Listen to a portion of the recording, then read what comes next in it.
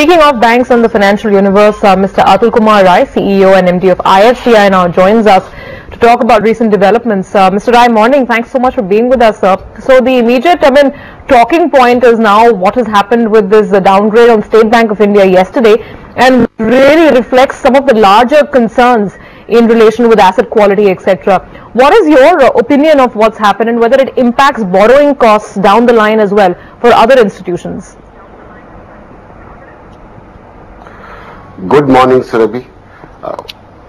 The impact on State Bank of India itself is something that I would not like to comment on.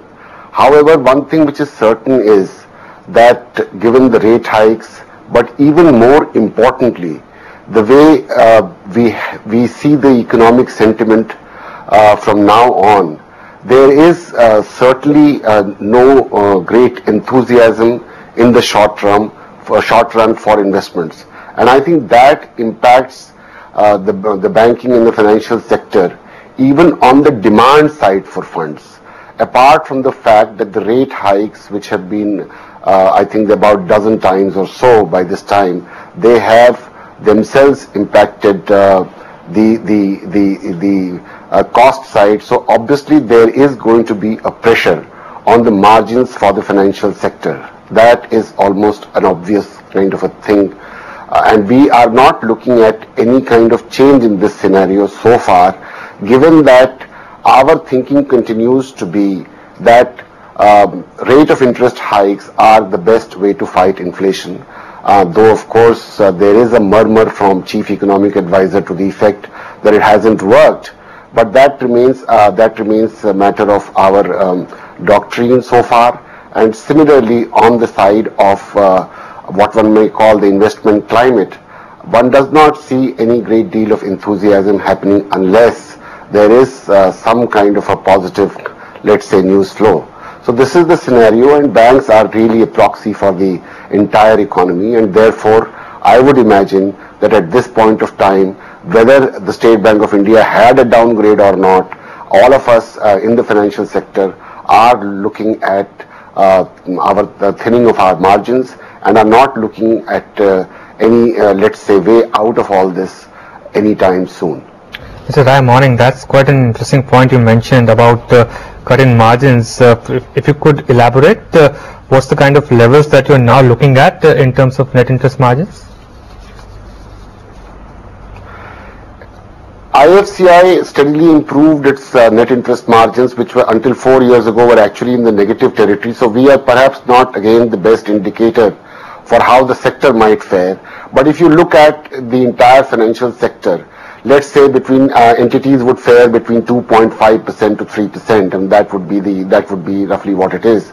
And certainly what has happened is, due to increase in cost of funds, we do see the banks at this point of time facing narrowing of interest margins. As far as IFCI is concerned, we are at around 2.5%, and we should be able to maintain this margin actually. We don't think that IFCI would be adversely affected because again, we have a different legacy. We started our lending only about 4 years ago, which was after a gap of about 10 years. So we are still kind of on the upside. We are trying to catch up with the rest of the market. So we are quite okay, but that is certainly no indicator for how the net interest margins for the financial sector as a whole might fare at the end of, let's say, this year.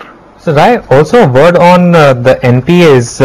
Is there a risk? Of course, you already said, IFCI has had legacy issues, and, clearly the institution has turned around over the last 3 or 4 years. But is there a risk that now, with the kind of environment that some of these companies are in, the NPA levels could start to rise again? Is that a big risk that you see? One, of course, source of trouble, let's say, on the NPA side would be the higher cost of interest itself, which makes certain entities not in a position to fulfill their repayment obligations. That's one part. But otherwise, when you have, let's say, a sentiment which is weak, actually even the resolution of NPA suffers. For bringing down NPAs, after all, banks need to either offload them or enter into settlements. And when as I said, when the climate is weak, then the kind of offers you can get for resolution of NPAs become weaker also. So that is, in fact, on both sides, I would say, on the NPA resolution side as well as incremental NPAs, we would be having some kind of adverse development. There could be an increase in the gross non-performing assets as well as net non-performing assets. But on the whole, again, if you look at the way the NPA, let's say, regime is regulated today, I do not think that this is a very sizable kind of impact in itself. I think the major impact is coming through whatever you mentioned earlier, through weakening of the sentiment and through hardening of the interest rates in the face of rising inflation. So those are certainly much more important. This would be a factor on the margin, but yes, only on the margin. But Mr. Rai, when you spoke about increasing NPAs, speak about the sector as a whole, or do you think that might be a trend which we'll notice at IFCI as well in the next couple of quarters? Again, because of our legacy issues, one of our main sources of income over the last 4 years has been resolution of NPAs. And there is, as you kind of dig deeper into your NPA baskets, the assets which are left over once the best ones have been resolved are that much harder to resolve. There may not be sufficient security. There may be issues with the legal apparatus. So these are certainly going to be more difficult to resolve for us, and we do not expect the same kind of recovery from resolution of NPAs as we've had the good fortune, or maybe not good fortune, but as we have had in terms of our returns to the ability in this sector this year. So we do expect that we would not be able to resolve NPAs as vigorously as we did over the last 4 years. But still, because we had around 6,000 crore worth of NPAs 4 years ago, which have come down to less than 3,000 crores today. We have roughly resolved 4,000 crore worth of NPAs in the last 4 years. So we do not expect that we should be able to resolve 1,000 crore worth of NPAs.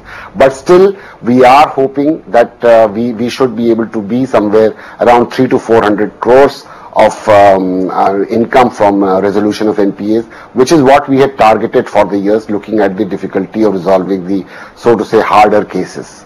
So, sir, that's on one side. I mean, and you've made that point clear that the resolution of NPAs will go on, but maybe not at the same pace. But the other side of it is raising fresh funds for onward lending, and that was the point where we started off from. And with this downgrade coming in on India's largest bank, does it become that much harder to raise money in the international markets particularly?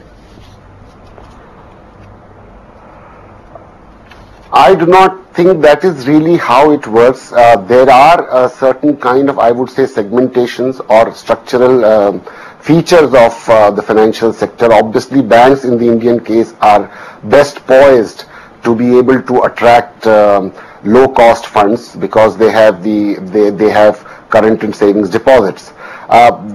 Entities like us have difficulty because our primary borrowing is from the banking sector itself. And there are certain concerns which have been expressed about lending to NBFCs. Looking at that, perhaps a year ago, we were sure that this is going to be something which we might encounter, and therefore IFCI began to actively engage in raising funds from the capital markets through bonds. So that has been a good experience for us, and again for us, because we are in some ways, as I said, catching up. We find that comparable to similarly rated entities, our cost of raising funds through the capital markets is a lot lower.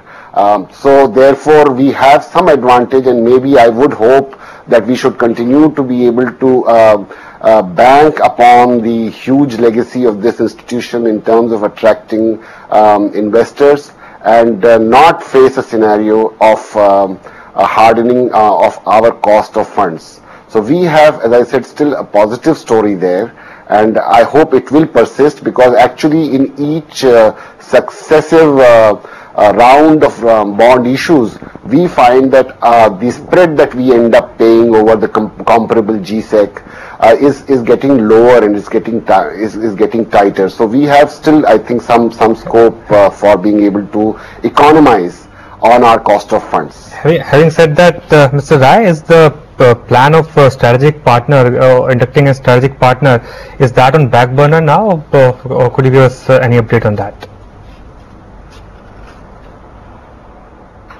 I would imagine that the circumstances which propelled the management of IFCI to look at induction of a strategic investor way back in 2006 have vastly changed. At that time, the company had been making losses year after year.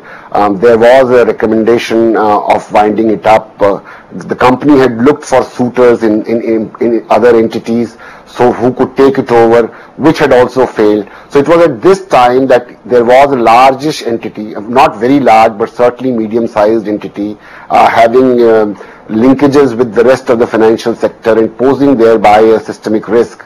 And therefore it was thought that to be able to reduce or minimize this risk, it would be better to have a strategic investor come into IFCI. Now, since then, since that is October or whenever of 2006, we have, as I said, we have made a huge amount of progress in terms of, I would say, the financial strength of the company from around minus 5,000 crores at that time in terms of accumulated losses. We have a positive net worth of 4,000 crores today. We have a very healthy capital adequacy ratio. We have doubled our asset book by 2 times over the last 3 years itself. So I think these are all positive signs, and it's not, I do not think that it would be possible for the management in terms of looking at strategic investor to find that option a viable or attractive option. We have made strong headway. We are looking for also environmentally opening up of the banking sector. If not any time soon, then certainly a year or 2 years from now. Sure. And we hope we would be eligible. So these are things which offer us scope for growth and development of the institution in terms of the franchise that it has enjoyed. Right. And therefore, I do not think that it is an opportune time to think of strategic investor. Sir, finally, that's the bigger picture, but just to end it with a specific issue, since you're here with us, allow me to ask this. The market has been, coming to its own conclusions, and there's been a lot of talk about the kind of equity, GTL equity, that IFCI holds as one of the major lenders to GTL. And I think the matter went up to the Delhi High Court. Can you just leave us with the status quo on what is happening with the debt restructuring there and the number of shares or the amount of shares that you hold and what you intend to do with them? It is not a good and advisable practice to talk of individual clients, but since you have raised the issue, I would only speak of the legal, so to say, points involved in this case.